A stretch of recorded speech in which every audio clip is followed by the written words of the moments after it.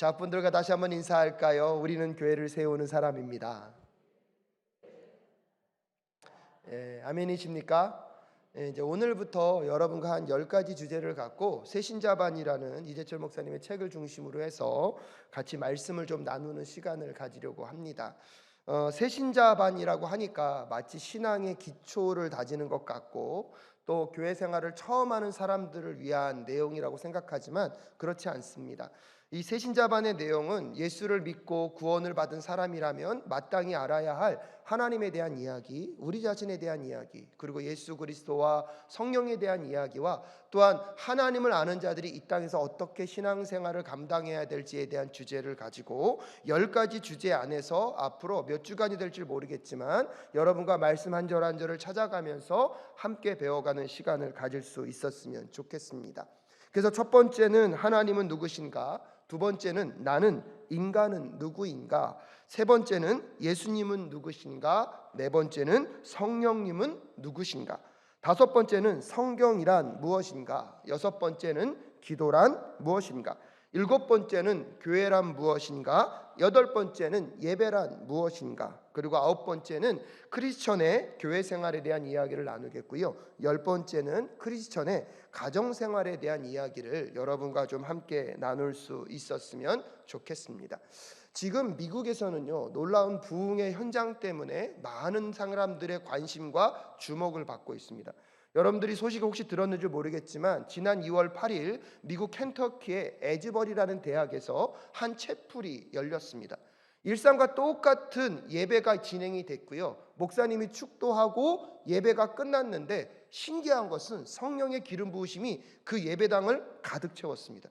아무도 떠나지 않고요. 그 자리에서 한 사람이 자신의 죄를 회복하고 회개하고 기도가 터지고 찬양이 터지면서 예배가 멈춰지지 않고요. 그때부터 2주 동안 쉬지 않고 24시간 동안 기도하는 사람들과 예배하는 사람들이 모여서 지금 사도행전에서 일어났던 성령의 기름 부으심의 역사의 그 부흥의 현장을 켄터키 에즈버리 대학교 그 예배당 현장에서 많은 사람들이 경험하고 있다는 이야기가 유튜브를 통하여서 전달되어지고 있습니다. 제가 아는 분들도 그 현장에 가서 기도하는 것들을 경험한 분들이 많은 이야기들을 전달하고 있고요. 놀라운 것은 그 캠퍼스에서 일주일 동안 모든 수업을 정지하고 그 예배에 모든 학생들이 같이 참여할 수 있도록 격려했다는 것입니다. 어떠한 한 사람이 주도적으로 부흥을 외친 것이 아니라 예배가 예배답게 드려지고 나서 성령이 그 예배당을 가득 채우니까 그들 스스로가 주님 앞에 고백해야 될 죄의 모습들을 고백할 뿐만 아니라 그들 안에 주시는 하나님의 언어와 노래로 24시간 찬양하고 기도하는 것이 끊어지지 않았고요. 미국 전 각지에서 오히려 전 세계에서 그 소식을 듣고 비행기를 타고요. 그 부흥의 현장을 경험하겠다고 수많은 사람들이 그 예배당에 들어가기 위하여서 긴 줄을 섰다는 소식들을 우리는 접할 수 있었습니다. 사랑하는 사랑교회 성도 여러분, 지금도 하나님의 부흥의 역사는 이루어지고 있습니다. 그 현장을 경험하며 하나님, 아직도 이 땅의 소망은 하나님을 향한 예배자들, 하나님의 교회를 통하여서 하나님은 하나님의 부흥을 이루어 가실 것을 우리는 믿음으로 바라보아야 할 줄로 믿습니다. 그러게 우리의 힘과 능력으로는 부흥의 역사는 일어날 수 없습니다. 하지만 우리가 주님의 말씀 앞에 그분의 뜻 앞에 우리의 자신을 더 거룩하고 정결하게 세워져 나아가게 될 때 하나님의 영으로 가득 채워진 그곳에서 하나님은 하나님의 부흥의 역사를 일으켜 세우실 줄로 믿습니다. 그런 점에서 또 이번에 새신자반을 시작하면서 우리의 마음과 심령 위에 정말 하나님의 그 부흥을 기대하며 우리의 겸손과 우리의 정결함으로 주님께 나아가 주님의 함께하심의 역사를 구하며 나아가는 이 수요 목양 예배가 될 수 있기를 간절히 소원합니다. 그래서 여러분들도 함께 말씀을 찾고 하나님에 대한 것들을 함께 알아감으로 우리 안에 정말로 하나님이 지금도 부흥을 일으켜 주시기를 원하고 계십니다.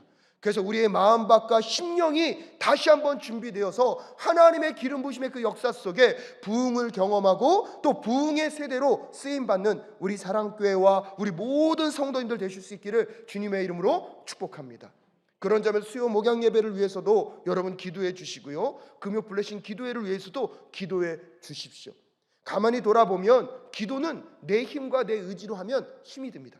근데 놀라운 것은 하나님이 우리와 함께 하셔서 그 기도를 하나님이 인도해 가시면 힘든 것이 아니라 하나님이 우리에게 기도의 그 능력과 기도의 그 풍성함을 경험하게 하신다는 사실을 우리는 기억할 필요가 있습니다. 무엇보다도 이 시간에 하나님이 동일하게 임재하셔서 우리의 시간을 계산하는 예배가 아니라 시간을 뛰어넘는 예배자의 시간이 되실 수 있기를 주님의 이름으로 축복합니다. 그렇다고 무조건 긴 게 좋다는 건 아닙니다. 근데 에즈버리 대학에서 일어나고 있는 그 부흥의 현장을 유튜브로도 보니까요, 마음 가운데 감격이 있더라고요. 그 예배당을 가득 채운 사람들이요, 끊임없이 물밀듯 밀어 들어오면서 그 부흥의 현장 속에서 하나님의 그 영 앞에서 자유롭게 찬양하고 기도하고 또 서로들의 기도의 제목들을 나누고 느낌들을 나누는 그 모습들이 얼마나 아름다운지 모르겠습니다. 우리 사랑교회 안에서도 하나님이 그런 역사를 이루어 주실 것을 기대하고 고대하며 이 시대를 준비해가는 우리 모두가 될 수 있기를 간절히 소원합니다. 그래서 오늘은 첫 번째로 하나님은 누구신가에 대한 내용들을 몇 주에 걸쳐서 여러분과 좀 나눌 수 있었으면 좋겠습니다.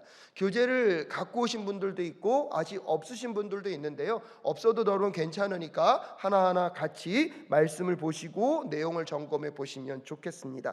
교재가 있는 분들은 교재에 하나님은 누구신가 하고 하나님께서 라고 적혀 있는 부분들이 있습니다. 그 부분을 한번 같이 읽어볼까요? 함께 읽겠습니다. 시작. 하나님께서 누구신지 아는 것은 하나님의 부르심을 받은 크리스천의 첫 번째 가는 의무입니다. 자식이 아버지를 알려 하지 않고 외면할 때 불효자가 될 수밖에 없듯이 하나님을 알지 못하는 크리스천이란 결국 하나님과 무관한 사람이기 마련입니다. 그러나 문제가 그리 간단한 것은 아닙니다. 눈에 보이는 육신의 아버지도 제대로 알 수 없는 판에 어찌 우리가 보이지도 않는 영이신 하나님을 온전히 알 수 있겠습니까? 그러므로 하나님이 누구신지 알려 하기 전에 우리는 먼저 다음과 같은 토마스 성인의 말을 가슴에 새겨야만 합니다. 하나님이 누구신지 알 수 없음을 잊지 말라. 이것이 하나님에 대한 최후의 인간 지식이다. 그 겸손한 마음으로만 성경 말씀을 통해 하나님을 바르게 알아갈 수 있습니다 라고 이야기하고 있습니다. 하나님에 대한 것을 알아가는 것이 하나님을 통하여서 구원을 받은 우리들이 마땅히 행하여야 할 것입니다.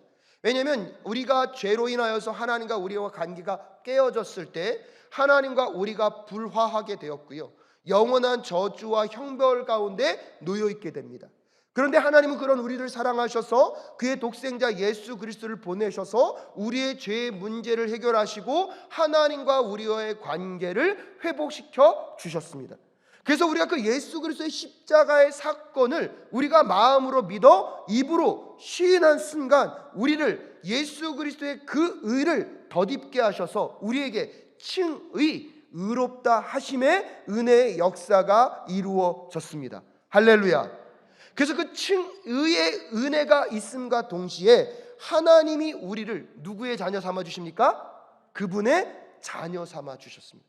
그래서 우리를 그의 양자로 삼아 주셨기 때문에 우리는 하나님을 아바, 아버지라 부를 수 있는 것입니다.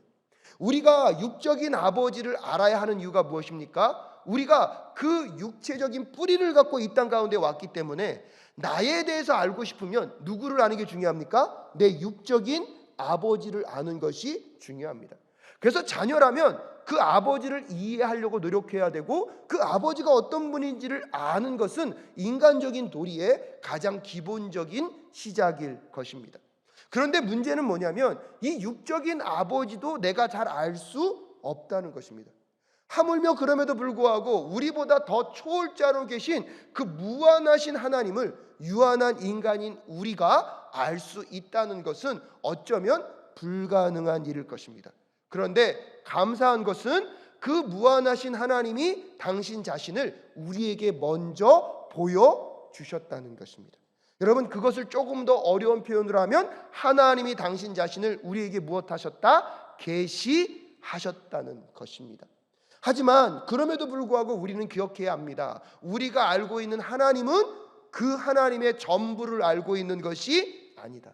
오히려 우리가 하나님은 이런 분이라고 다 알고 있는 것처럼 말하는 그 순간 우리는 그 하나님을요, 누구의 생각 속에 가두는 것입니까? 나의 생각 속에 가두는 것입니다. 그래서 오늘 먼저 하나님은 누구신가를 우리가 알아가고 배워가야 하는 그 이유와 목적은 분명하지만, 그럼에도 불구하고 우리가 그 하나님을 다 알 수 있다는 교만도 버릴 필요가 있다는 것입니다. 무한한 그 하나님을 유한한 우리가 알 수 있습니까? 없습니까? 없다는 것입니다. 하지만 그렇다고 그분을 알아가고자 하는 그 수고를 하지 않아도 된다는 것은 아닙니다. 오히려 우리가 온전히 알 수 없다는 것을 인식하고 인정하고 겸손한 마음으로 예수님이 오시는 그날까지 그 하나님을 더 알기 위하여 애쓰고 힘쓰면서 우리가 더 예수님을 닮아가고 하나님을 닮아가는 삶이 될 수 있기를 주님의 이름으로 축복합니다. 우리가 분명히 기억해야 될 것이 그런 겁니다. 여러분, 저희 집에 강아지가 있는데요, 이 강아지가 참 귀엽습니다. 너무나 귀엽고 저랑 막 교제하면서 이렇게 음식을 주거나 뭐 하면 잘 따라와요. 어떨 때는요, 제 말을 잘 듣는 것 같아요. 근데요, 저 안에는 어떤 답답함이 있는지 아십니까? 이 강아지가 제 마음을 알까요, 모를까요?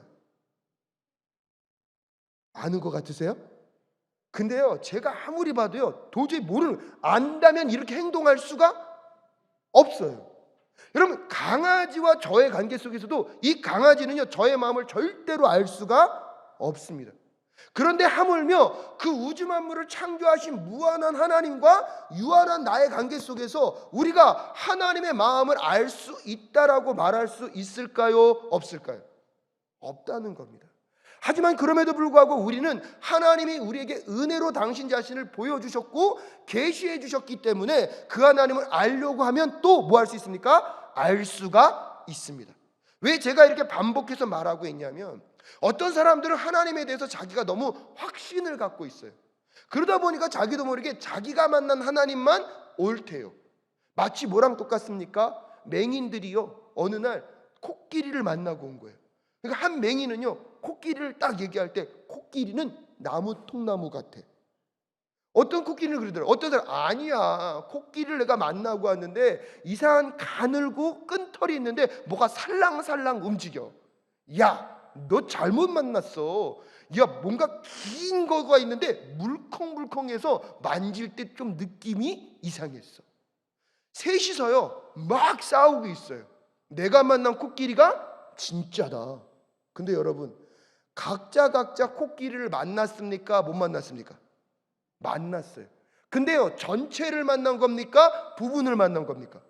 예, 이게 되게 중요합니다. 우리가 하나님을 알아가게 될 때, 물론 여러분 1:1 제자 양육반에서도 하나님의 속성에 대해서 우리가 10가지를 배웁니다. 근데 그 10가지 속성을 우리가 다 배웠다고 우리가 하나님을 다 알고 있는 것입니까? 아닙니다. 오늘 여기서는 창세기를 중심으로 하나님이 어떤 분이신지를 우리는 알아갈 것입니다. 하지만 그 하나님을 만났다고 내가 그 하나님을 다 한다는 생각은 갖지 마십시오. 근데 놀라운 것은 그 하나님을 알아가면 알아갈수록 여러분, 우리 안에 하나님이 더 풍성한 은혜를 허락하실 줄로 믿습니다. 그래서 신기해요. 하나님을 알아갈수록 우리 안에 주시는 그 영적인 평안과 영적인 그 부요함을 이번 기회를 통해서 만나가는 우리 모두가 될 수 있기를 간절히 소원합니다. 그래서 저는 여러분, 우리 이 수요 목양 예배 이후에 여러분이 만난 하나님들을 때때로 두세 사람 모여서 또 나누고 이야기하면서 우리가 알아갈 수 있는 하나님을 더 풍성히 알아가는 우리 사랑교회 성도님들이 되실 수 있기를 주님의 이름으로 축복합니다. 지금은 잠시 쉬고 있는데요, 우리 교육자님들하고 토요일 날 북나눔을 하면 저는 꼭 그걸 경험합니다. 저 혼자 책을 분명히 잘 읽었어요. 근데요, 이쪽 분이 쭉 읽다가 이 부분에 자기가 감동받았습니다 하면 순간 저도 모르게 무슨 생각이 드냐면, 이 책에 그런 내용이 있었나? 다시 읽어보면요, 그 내용이 있어요. 그 나눔을 통하여서 나는 한 번밖에 안 읽었는데 세네 사람이 같이 모여서 소그룹으로 나누다 보니까요, 마치 책을 두세 번 읽은 것과 같은 효과를 낼 수 있습니다. 여러분, 하나님을 경험하고 그 하나님을 서로 나누고 자랑하는 우리 사랑교회 성도님들이 되실 수 있기를 주님의 이름으로 축복합니다. 근데 한 가지는 뭐예요? 겸손함으로 내가 만난 하나님이 내가 아는 전체의 하나님은 아닐 수도 있다. 그래서 상대방의 이야기에 귀를 기울이며 서로가 더 하나님을 더 풍성하게 만나고 알아가기 위하여서 더 깊은 나눔이 생겨날 수 있기를 간절히 소원합니다. 그래서 오늘은 3가지 정도만 여러분과 나누고 다음 주에 또 계속해서 하나님에 대한 이야기를 나누려고 합니다. 첫 번째로요, 오늘 우리가 만나야 될 하나님은 창조주 하나님이시라는 것입니다. 그래서 오늘 여러분과 함께 창세기 1장 1절을 읽을 때에 태초에 하나님이 천지를 창조하셨다라고 창조주 하나님에 대한 이야기들을 우리에게 해주고 있습니다. 사랑하는 여러분, 개신교를 이야기하고 기독교를 이야기할 때 하나님이 천지를 창조하셨다는 것을 받아들이는 사람과 받아들이지 않는 것은 하늘과 땅 차이와 같이 다른 조건에서 시작합니다. 오늘날 우리가 세상에서 많은 사람들과 대화할 때 여러분 꼭 물으셔야 합니다. 지금 우리가 어떤 전제를 갖고 이야기를 하고 있는가? 우리 기독교는요, 하나님이 천지를 창조하셨다는 이 시작을 받아들이지 않으면 나머지를 이야기할 수 있습니까? 없습니까? 없어요. 그런데 세상 사람들은요, 우리에게 자꾸 이 하나님이 천지를 창조하셨다는 것들을 그들은 부정하면서 우리와 대화하려고 하거든요. 그럼 엄밀한 의미에서 보면 그들과 대화하고 토론한다고 한들 여러분 결론을 낼 수 있을까요? 없을까요? 여러분 이게 문제예요. 그래서 여러분 때때로 세상에 나아가서 열심히 전도했지만 그들이 받아들이지 않는다고 절망할 이유가 없습니다. 왜요? 우리는 창조주 하나님을 받아들이지만 그들은 창조주 하나님을 받아들이지 않았다면 아무리 우리가 대화를 잘하고 설명을 잘한다 하더라도 그 하나님의 이야기들을 그들이 받아들일 수 없기 때문입니다. 그럼에도 불구하고 우리에게 있어서 이 창조주 하나님이 나의 하나님 되심을 인정하는 것이 왜 중요합니까? 여러분, 하나님이 창조주라는 것을 받아들이지 않는 사람은 그들의 존재가 어디로부터 왔다고 믿습니까? 우연히 왔다라고 믿습니다. 창조주는요, 목적과 의도성을 갖고 그 피조물을 만들었다면 그 창조주를 거부한다는 뜻은 이 땅에서 뭘 얘기합니까? 우연히 어떻게 하다 보니까 피조물이 생겼고 그런 것들이 어떻게 됐고요? 계속 발전해서 오늘의 모습으로 왔다고 말하는 것이 창조주를 거부하는 의견들입니다.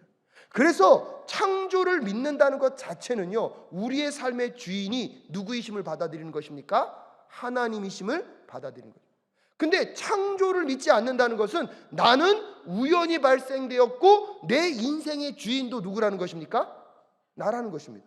근데 여러분 한번 생각해 보십시오. 여러분이 여러분의 인생의 주인이라는 것이 그렇게 좋은 일일까요? 여러분이 여러분의 자신을 본다 그러면 여러분을 믿고 산다는 게 그게 얼마나 불안한 것인지 여러분은 수없이 경험해 보지 않으셨습니까? 가만히 생각해 보면 내가 내 인생의 주인이 된다 그러면 저는 제 인생에는 소망이 없는 것 같아요. 근데 너무나 감사한 것, 오늘 성경이 우리에게 뭘 알려주고 있습니까? 하나님이 태초에 천지를 창조하셨다.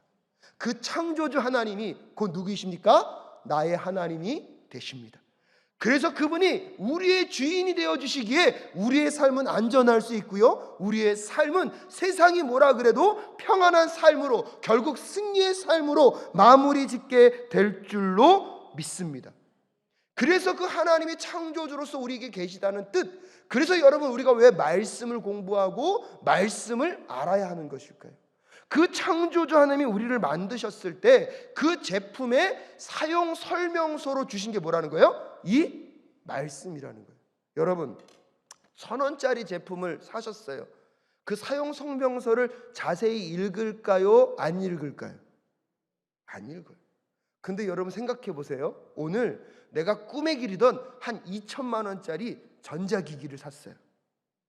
설명서가 같이 왔어요. 읽어야 될까요? 안 읽어야 될까요? 안 읽고 쓰다가 망가지면 누구만 손해예요? 근데 여러분 생각해 보세요. 1,000원짜리는 안 읽고 왜 2천만 원짜리를 읽으십니까? 여러분 가만히 읽어보니까요, 비싼 제품일수록 사람들이요 보증서나 설명서를요 귀하게 여겨요. 근데요 싼 거는요 보나마나 의미가 없어요. 안 봐도 된대요. 근데 여러분 가만히 생각해 보십시오. 하나님이 천하보다 귀하게 우리를 만드셨습니다. 이 땅에 어떤 피조물도 우리의 가치를 대신할 것이 없습니다. 하나님이 그렇게 존귀하고 가치 있는 존재로 우리를 만드셨습니다. 그러면 그 만드시고 그것을 어떻게 살아가야 할지를 말씀으로 사용 설명서를 주셨는데, 그 설명서를 읽어야 됩니까? 안 읽어야 됩니까? 근데 읽습니까? 안 읽습니까? 이게 문제라는 거예요. 이찬수 목사님이 옛날에 그 얘기 하시더라고요. 어느 집에나 있습니다. 한두 권 정도는 꼭 있습니다. 근데 꼭 차에만 두시고 누구든지 가져다가 읽어본 적이 없다고 합니다. 뭘까요? 성경일 줄 알았어요. 그분은 자동차 매뉴얼이라고 말씀하셨어요. 근데요, 이 예화를 가만히 얘기하면 기독교인이라면 누구나 뭘 떠올리죠? 성경을 떠올려요. 그걸 저도 그 설교를 듣는데요, 제 머릿속에 저건 분명히 성경이다. 근데 그 순간 자동차 매뉴얼입니다 할 때 마음이 찔리더라고요. 우리도 모르게 우리는요, 하나님의 말씀을, 내 인생을 향한 하나님의 주권 되심을 온전히 우리에게 잘 설명해 주기 위해서 주신 사용 설명서임에도 불구하고 우리는 그것을 잘 읽으려고 하지 않는 것 같습니다. 하지만 다시 오늘 이 시간, 하나님이 우리의 창조자이심을 고백하면서 우리가 그분의 뜻대로, 그분의 말씀대로 살 때 우리의 삶이 인간다울 수 있고 우리의 삶이 가장 나다운 삶이 될 수 있다는 것을 깨닫는다면, 다시 창조주 하나님을 바라보며 나아가는 우리 모두가 될 수 있기를 간절히 소원합니다. 그러면서 창세기 1장 1절에서 태초에 하나님이 천지를 창조하셨다라고 네 단어가 등장하고 있습니다. 그런데 여러분, 이 네 단어는요, 인간의 이성으로 다 이해할 수 있는 단어가 아닙니다. 첫 번째로 태초에, 이것은요 인류의 시작을 말함과 동시에 모든 것의 시작을 말합니다. 그런데 지금도요, 과학자들이 이 인류가 어떻게 시작되었는지를 규명했습니까? 규명하지 못하고 있습니까? 예측할 뿐이지 규명하지 못하고 있습니다. 여러분, 멀리 갈 필요도 없습니다. 여러분의 인생이 이 땅 가운데 시작될 때를 여러분 기억하십니까? 경험을 통하여서 설명하실 수 있으십니까? 근데 여러분, 어떻게 여러분의 부모님이 여러분의 부모라고 확신할 수 있으십니까? 제가 여러분의 출생의 비밀을 흔들겠다는 게 아니라, 우리는 우리의 태어난 시점도 기억하지 못하고요, 그것이 어떤 것인지도 설명하지 못합니다. 근데 여러분, 온 인류의 시작을요, 우리 인간의 언어로 어떻게 표현하겠습니까? 그래서 태초라는 것은요, 우리의 이성을 뛰어넘는 단어입니다. 근데 그 태초에 누가요? 하나님은 여러분 설명할 필요도 없어요. 그분은 우리의 자체를 초월하신 분이기 때문에 무한한 그 하나님을 유한한 우리가 알 수 있습니까? 없습니까? 마치 초등학생 아이들에게, 여러분, 저는 아인슈타인 상대성이론 지금 알지도 못해요. 근데 많은 분들이 그런 예화를 쓰더라고요. 초등학생 아이들은 이 아인슈타인의 상대성 이론을 이해할 수 있습니까? 없습니까? 없어요. 지식이 안 되기 때문에. 근데 여러분, 이것과 비교도 안 될 정도로 유한한 우리가 무한한 하나님을 이해할 수 있다? 그것은 불가능하다는 것입니다. 그리고 세 번째, 그 다음에 무엇을요? 천지를 말하고 있습니다. 여러분, 이것은 하늘과 땅을 포함한 모든 우주를 말하고 있습니다. 지금도요, 여러분, 이 우주의 크기가 얼마나 되는지 아는 사람이 없습니다. 이 책이 쓰여질 그때만 할 때, 그때 과학기술로 봤을 때 이 우주의 크기를요 2억 광년 정도 된다고 얘기한다는 거예요. 그러니까 지금 이 지구상에서 빛을 딱 발견했는데 가장 오래된 빛이 2억 광년 멀리 떨어져 있는 곳에서 비친 빛이라는 거예요. 이게 무슨 말이냐면, 광년은요 이 빛이 1년 동안 날아갈 수 있는 거리를 말하거든요. 그러니까 2억 광년 되는 곳에 빛을 발견했다는 뜻은 우주의 크기가 그 정도 넓다는 거예요. 즉 오늘 우리가 그 2억 광년 전에 빛을 딱 발견했어요. 그럼 그 빛은 언제 켜진 빛이에요? 2억 광년 전에 켜진 빛이라는 거예요. 그 정도로 우주는 크긴 커요. 근데요, 그 끝을 지금 알 수 있습니까? 없습니까? 아직도 관측하고 있어요. 알 수가 없습니다. 천지를. 그리고 마지막에 뭐 하셨다고요? 창조하셨다고요. 여러분, 이 창조는요 아무것도 없는 무에서 유를 만들어낸 것입니다. 인간은요 아무것도 없는 것에서 무언가를 만들어낸 그 무엇을 경험한 적이 없습니다. 단지 이 땅에 존재하고 있는 물질들을 함께 조합해서 새로운 것을 발명하거나 이 땅에 존재하고 있었는데 한 번도 찾지 못했는데 그것을 새롭게 발견했을 뿐이지, 창조, 즉 아무것도 없던 무에서 유를 만들어낸 적이 없다는 사실을 우리는 기억할 필요가 있습니다. 요즘 어르신들 병원에 갈 때마다 무릎 수술 많이 하시더라고요. 대부분들 일을 많이 하셔서 꼭 뭐가 많이 나갔다고요? 연골이나 관절이 나갔을 때 꼭 뭐 사용하죠? 인공관절을 사용한다고요. 근데 여러분, 아무리 인공관절이 좋아졌지만 우리 원래의 기존에 있었던 뼈와 관절을 대체할 수 있습니까? 없습니까? 없습니다. 왠지 아십니까? 하나님의 창조 원리를 인간은 모르고 있거든요. 인간의 지식으로 최대한 따라가려고 하고는 있지만 하나님의 창조 원리를 모르기 때문에 하나님이 만드신 이 모든 것들을요 온전히 만들어낼 수 없는 것이 우리의 한계입니다. 이뻐지려고 누군가는 성형을 한다고 합니다. 근데 이뻐진 그 순간에 성형하면 이뻐 보이긴 합니다. 근데 여러분 기억하십니까? 한 3, 4년 지나시면 다른 구조들과 어울리지 않아서 어색한 얼굴을 보여줄 때도 있습니다. 그것이 인간이 만들어내는 무언가를 새롭게 만들고자 하는 인간의 한계입니다. 하나님의 창조의 역사를 인간은 경험해 본 적도 없고요, 지금도 그 비밀을 밝혀내지 못하고 있습니다. 창세기 1장 1절만 보더라도 태초 하나님, 천지, 창조, 인간의 이성을 뛰어넘는 단어로 구성되어 있기에 여러분, 창세기 1장 1절은 믿음으로 시작돼야 하는 것임을 우리에게 이야기해주고 있습니다. 여러분, 오늘 이 시간 다시 하나님이 우리의 창조자 되심을 믿음으로 고백하며 나아가는 우리 모두가 될 수 있기를 주님의 이름으로 축복합니다.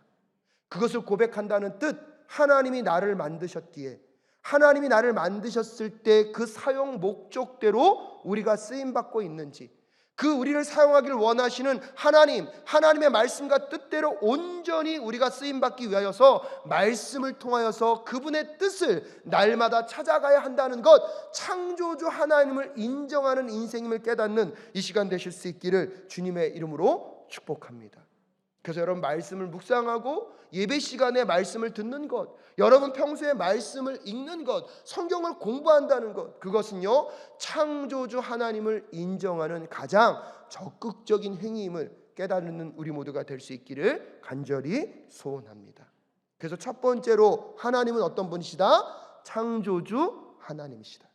그리고 두 번째로 우리가 기억해야 될 것은요, 하나님은요 부성과 모성을 동시에 지니신 분이심을 기억할 필요가 있습니다.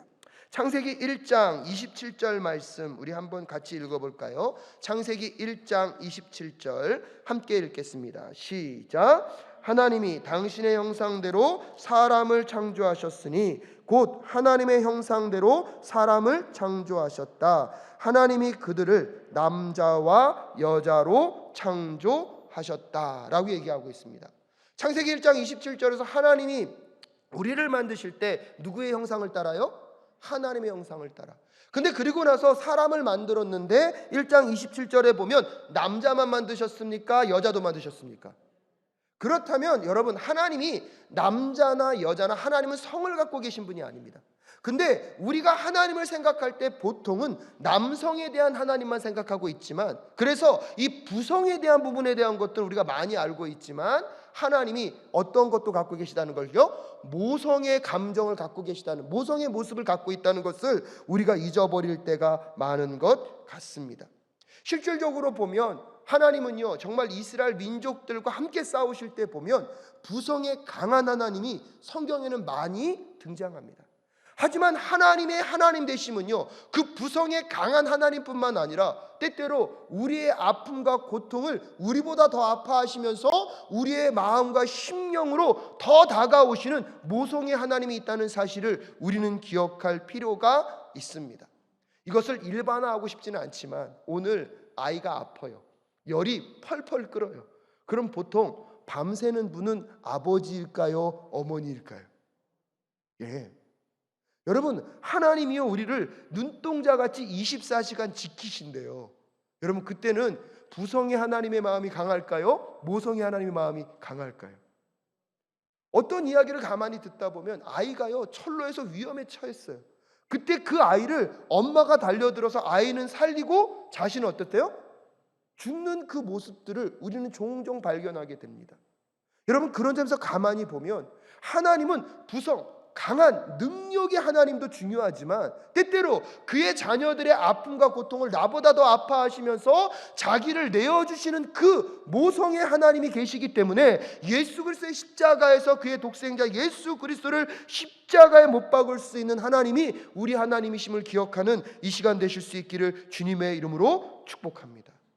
그래서 시편 121편 3절과 4절에 보면 주님께서는 내가 헛발을 디디지 않게 지켜주신다. 너를 지키시느라 졸지도 않으신다. 이스라엘을 지키시는 분은 졸지도 않으시고 주무시지도 않으신다라고 하나님에 대한 것들을 우리에게 설명해 주고 있고요.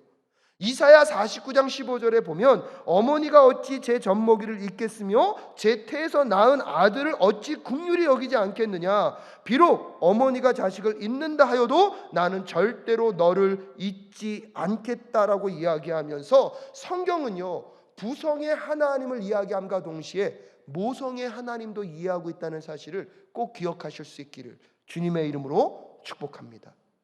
부성의 하나님을 만나게 될 때 우리는 안정감과 이 땅의 어려움과 힘겨움을 정면 돌파하며 뚫고 갈 수 있는 힘의 근거가 될 것입니다. 하지만 때때로 이 모성의 하나님을 우리가 만나야 될 필요가 있는 게 무엇이냐면 우리의 인생의 좌절과 실패를 경험하게 될 때 우리의 마음을 잘 보듬어 안아주시고 우리를 다시 일으켜 세워줄 수 있는 그분은요 모성의 하나님이심을 우리는 기억할 필요가 있습니다. 다시 한번 말씀드립니다. 하나님은 남성, 여성으로 구분할 수 있습니까? 없습니까? 없습니다. 하지만 우리가 기억해야 될 것은 하나님은 부성적 성향도 갖고 계시지만 어떤 것도 갖고 계시다? 모성적 성향도 갖고 계시다는 것은 우리가 알 필요가 있습니다. 클레어 크로닝의 만화경이라는 책에 보면 존 클레이플이라는 사람이 전하는 이야기가 등장합니다. 한 부부가 아들에 대한 감동적인 에피소드를 갖고 있는데요.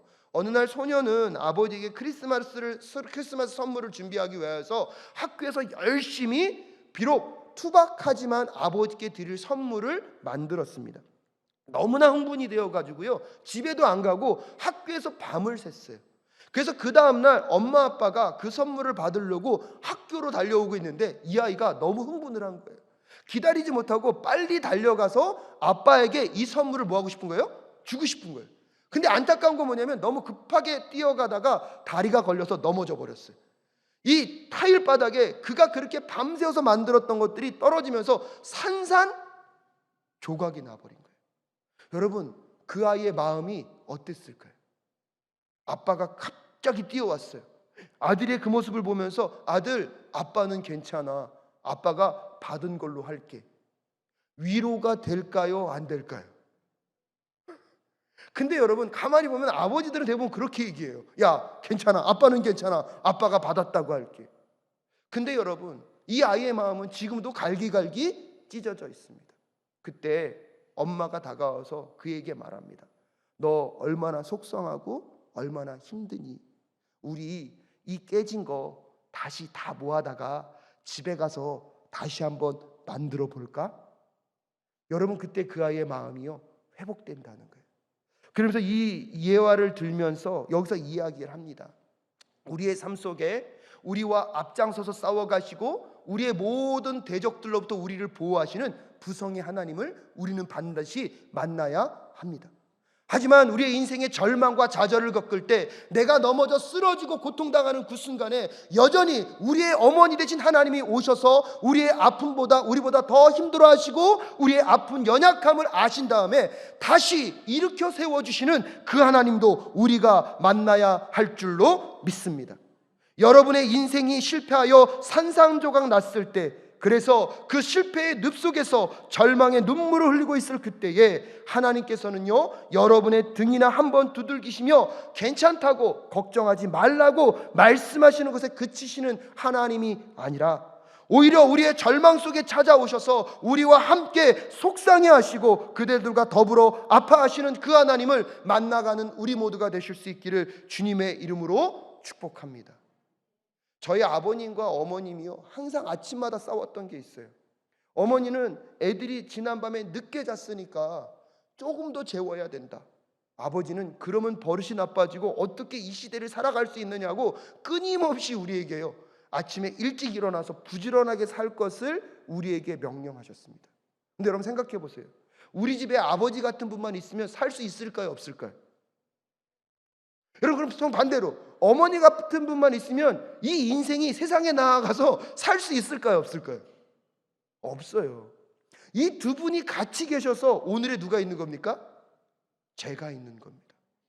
그래서 하나님이요, 오늘 우리에게 부성의 하나님으로도 다가오시고 모성의 하나님으로 다가오셔서 우리를 성숙한 하나님 나라 백성으로 만들어 가실 줄로 믿습니다. 근데 오늘 제가 약간 모성에 대한 이야기를 더 강조하고 싶은 것은 우리에게는 너무 뭐만 익숙하기 때문입니까? 부성의 하나님만 익숙하기 때문입니다. 그래서 오늘 다시 한번 우리 하나님은 부성의 하나님이시도 하시고 모성의 하나님이시라는 것들을 다시 한번 만나는 우리 모두가 될 수 있기를 간절히 소원합니다. 특별히 실패를 경험하여 넘어진 분들 계십니까? 여러분의 실패 가운데 나보다 더 아파하시는 그 하나님을 꼭 만나고 경험하셔서 다시 그분과 일어설 수 있는 오늘 이 저녁 되실 수 있기를 주님의 이름으로 축복합니다. 그리고 세 번째까지 가면 시간이 너무나 많이 걸리기 때문에 세 번째는 앞부분만 하고 끝내겠습니다. 세 번째는요, 여러분 창세기 5장 1절과 2절 말씀 찾겠습니다. 창세기 5장 1절과 2절 말씀. 창세기 5장 1절과 2절 함께 읽어볼까요? 시작. 아담의 역사는 이러하다. 하나님이 사람을 창조하실 때에 하나님의 형상대로 사람을 만드셨다.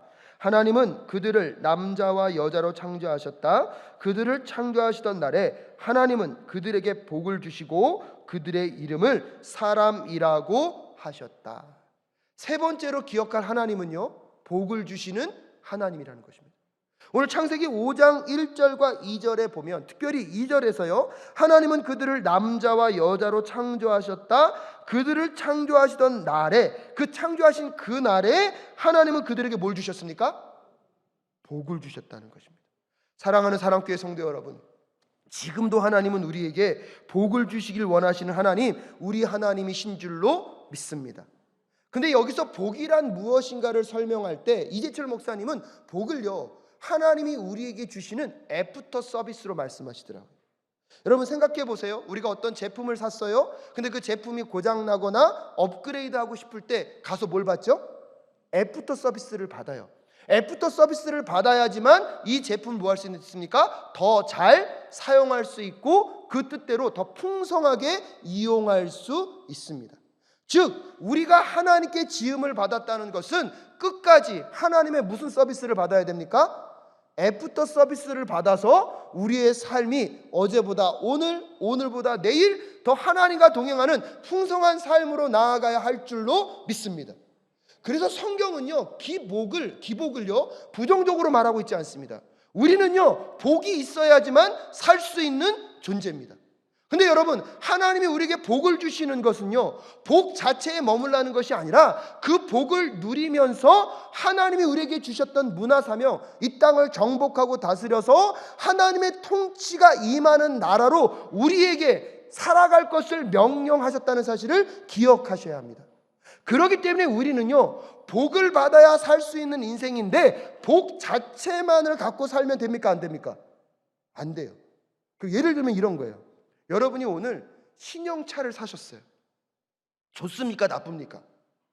그럼 차를 산 이유가 뭡니까? 그 차를 가지고 목적지를 간다든지 여행을 간다든지 다른 누군가의 몸이 불편한 사람이 있으면 그들을 태워서 병원까지 뭐예요? 데려다 줄 수 있는 일을 해야 될 거잖아요. 근데 어느 날 나는 차는 샀는데 뭐만 좋아요? 애프터 서비스만 좋아요. 계속 그 애프터 서비스점에 가가지고 계속 애프터 서비스만 받으면 차를 산 목적이 있습니까, 없습니까? 여러분, 그래서 말하는 것입니다. 하나님이 우리를 창조하셨고 우리에게 복을 주시는 것은 우리가 그분과 함께 동행하면서 하나님의 존재 목적을 따라 이 땅을 살아가길 원하시기 위하여서 우리에게 지금도 복을 주시는 하나님, 우리 하나님이신 줄로 믿습니다. 근데 문제는 그 복 안에만 머물러 있으면서 기복주의에 머물러 있다는 거예요. 기복주의라는 것은 그 애프터 서비스가 우리의 삶에 뭐가 되었다는 것입니까? 목적이 되었다는 것입니다. 여러분, 오늘 하나님은요, 꼭 기억하십시오. 우리에게 복 주시는 하나님이심을 우리는 꼭 기억할 수 있기를 간절히 소원합니다. 그 복이 없이 우리는 살 수 있습니까? 없습니까? 살 수 없습니다. 근데 그분이 그 복으로 우리에게 주시는 것이 어느 순간 우리의 삶의 목적이 되어버리면 그것이 뭐로 바뀌어버린다고요? 기복주의로 바뀌는 것입니다. 다음 주에 조금 더 이 부분을 나누고 우리가 하나님을 알아가는 과정 속에서 우리의 존재됨, 우리의 나됨을 다시 회복해가는 우리 모두가 될 수 있기를 주님의 이름으로 축복합니다. 다시 한번 마무리 지으면서 첫 번째, 하나님은 어떤 하나님이셨습니까? 창조주 하나님이셨습니다. 하나님이 창조주라는 것을 우리가 마음 가운데 받아들일 때 우리의 인생의 주인 대신 그 하나님을 더 알고 따라가는 삶을 마땅히 살아야 할 줄로 믿습니다. 그 하나님께서 우리에게 우리의 인생의 사용 설명서로 주신 게 뭐라고요? 말씀이라고. 그래서 그 말씀을 더 깊이 읽고 묵상하면서 우리의 존재 목적과 삶을 어떻게 살아야 하는지 더 깊이 만나가는 우리 모두가 될 수 있기를 간절히 소원합니다. 하나님이 창조주라는 것을 믿는 사람들마다 반드시 그 말씀을 그래서 묵상하고 읽어야 하는 것입니다. 두 번째로, 하나님은 어떤 하나님이시라고요? 부성의 하나님도 있지만 무엇이에요? 모성의 하나님도 있다. 그래서 우리가 하나님을 이번 한 주 더 풍성하게 만나가며, 특별히 여러분의 인생 속에 실패와 아픔을 경험하고 있으십니까?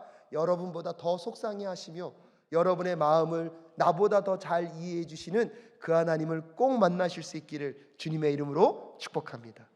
그러면 그 실패의 자리에서 누구와 함께 다시요?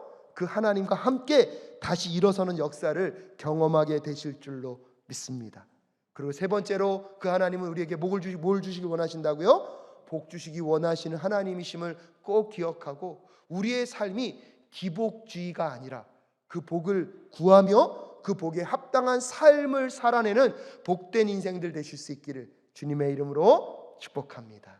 우리 함께 이 시간 기도하면서 오늘 말씀 마무리 지으려고 하는데요, 하나님이 누구신지를 한 걸음 한 걸음 알아가는 우리 사랑교회 성도님들 될 수 있도록 주님 도와주시고, 그 하나님 안에 거하고 머물면서 날마다 하나님을 더 알아가며 하나님과 동행하는 그 풍성한 삶을 살아낼 수 있는 우리 모두 될 수 있게 하여 달라고 함께 기도하고요, 제가 기도하고 마무리 짓도록 하겠습니다.